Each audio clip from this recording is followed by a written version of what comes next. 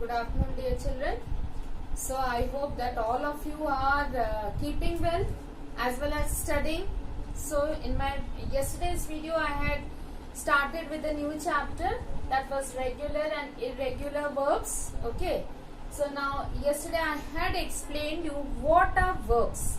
Verbs are the action words where the action takes place and that is known as your verbs. Okay. Now what information does a verb give us? That what that person is, what that noun or the subject is rather you would say, because under your subject your noun will also come as well as your pronoun. So what the subject is, what perception are we getting? So this is what we had studied about verbs yesterday. Moreover, we had also studied that verbs can be written in the base form. Base form means, like your example I had given you, walk. Okay, so that is the base form of the verb, right?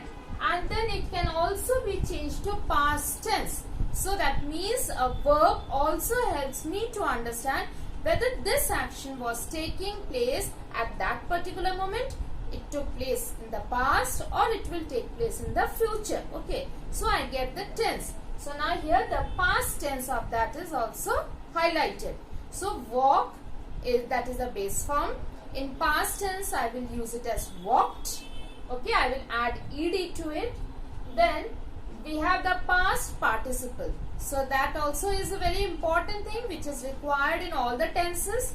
So for walk the past participle is again walked. Okay, but that will change when I do with go. Okay, so go is the base form. Then past tense went. Past participle gone. Okay, then we have the ing form. So that means where the action is taking place that particular moment continuously.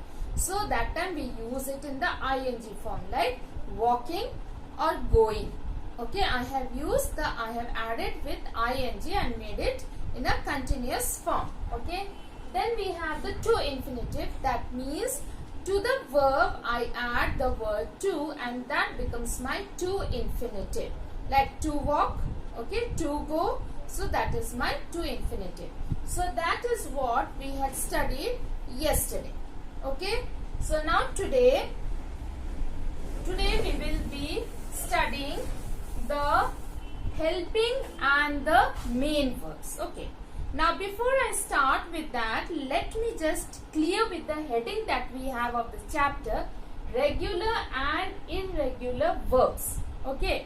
So now here regular verbs means those verbs when we are changing them, so they are in that regular pattern. But when they are in a different pattern, so that we known as your irregular verbs. So as we do proceed with the chapter, we will understand with what does this regular and irregular verbs mean. Like you had studied in the irregular nouns also, isn't it? Irregular plurals you had studied. So like here regular plurals, we will be adding only s to the words and then we make it plurals. But when we are changing the word, for example, if I say bag, okay, so if I say bag is the word, this is a noun, and I make it plural by adding bags. So normally to a noun when I add s, then it becomes plural, right? But there are certain words which change their form totally. So like here, if it is child in plural, I will make it children. Okay, so that means it has changed the form. I did not add any s to it to make it plural. So these were like the irregular plurals you had studied. So same way we will be having the regular and the irregular verbs. Okay. Now at present let us study what are helping verbs and what are the main verbs. Right. Now here I write a sentence, in that we will identify. She is walking to school. Okay. Now here another sentence I write. She is smart. Now you see in these two sentences what I am going to explain here. She is walking to school. So that means what is the action that she is doing? She is walking. Okay. Now walking is your main verb because that is the action which is taking place. And what is considered as the helping verb because is tells me the tense of that action. So is means it is present. Okay. Was means it is past. Okay. So now is also shows me that the subject is singular because I have written she.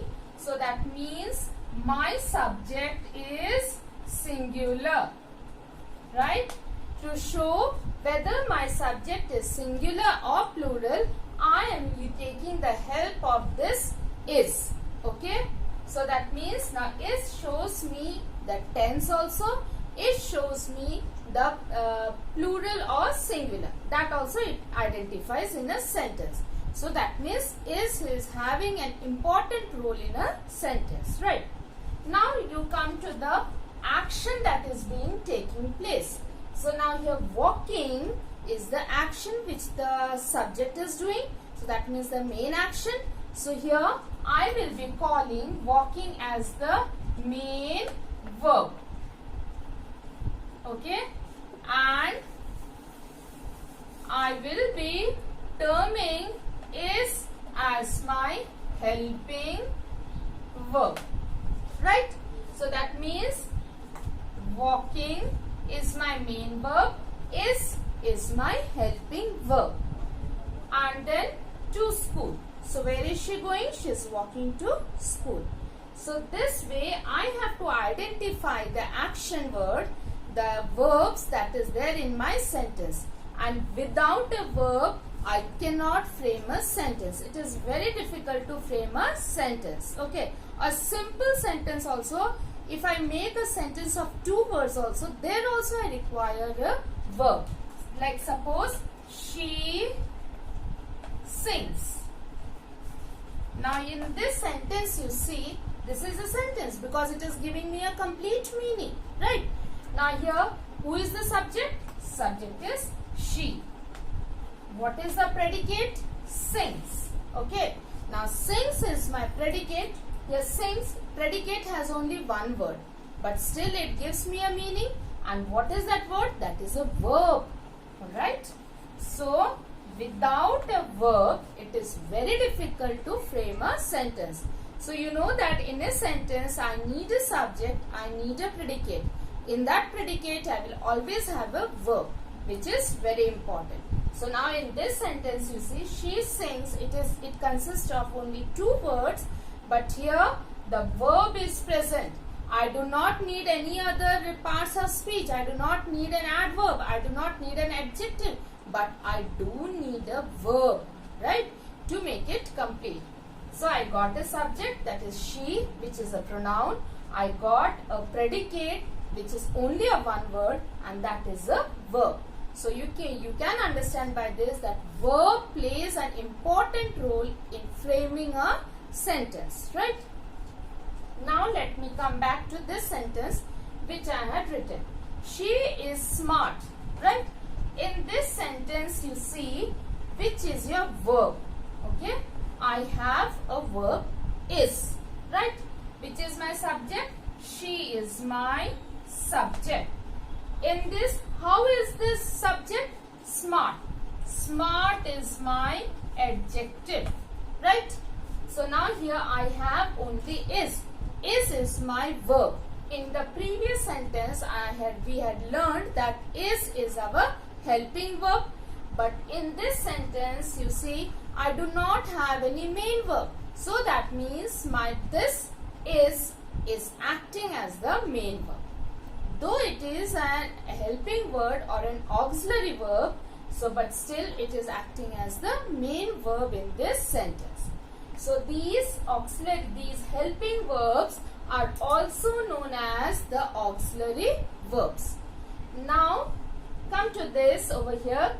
The auxiliary verbs, when I say, in that we have the primary auxiliary verbs and the other set of verbs is known as the modals. Okay, I am talking only about the auxiliary verbs now. Remember, I am not talking about the main verbs, right?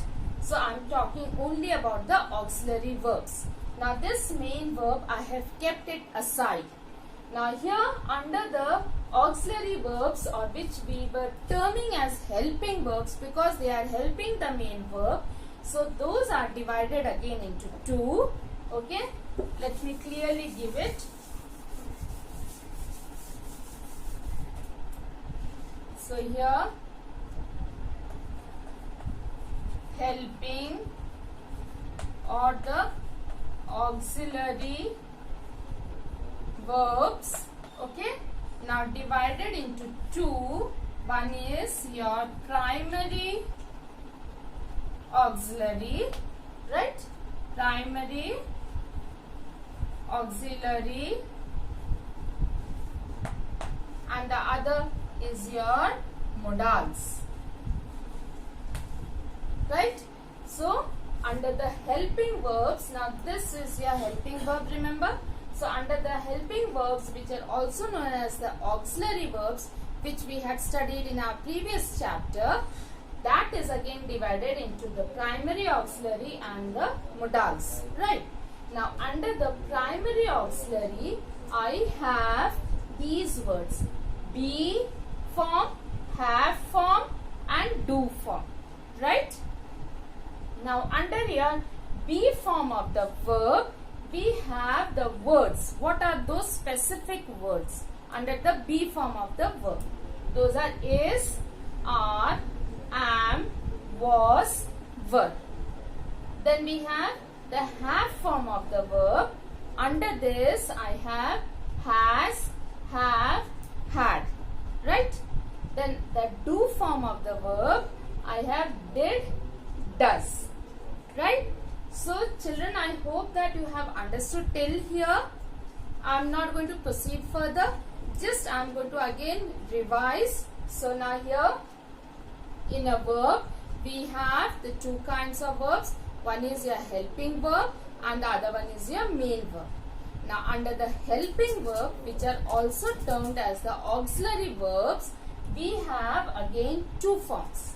One is your primary auxiliary and the other one is your modals. Today I have told you about only this primary auxiliaries. So that is your be form, have form, and do form. Under the be form of the verb, we have the words is, are, am, was, were. Under the have form of the verb, we have has, have, had, right? Under the do form of the verb, we have did, does, right? So that means I have only explained you related to this primary auxiliaries. I did not explain you about the modals at present, okay? Modals, we have done a chapter, or maybe we will be doing a chapter in our the next chapters. We have that modals that I will be telling you in my next video, okay? So at present you only try to read from the book till here to understand the concept that what I explained, okay?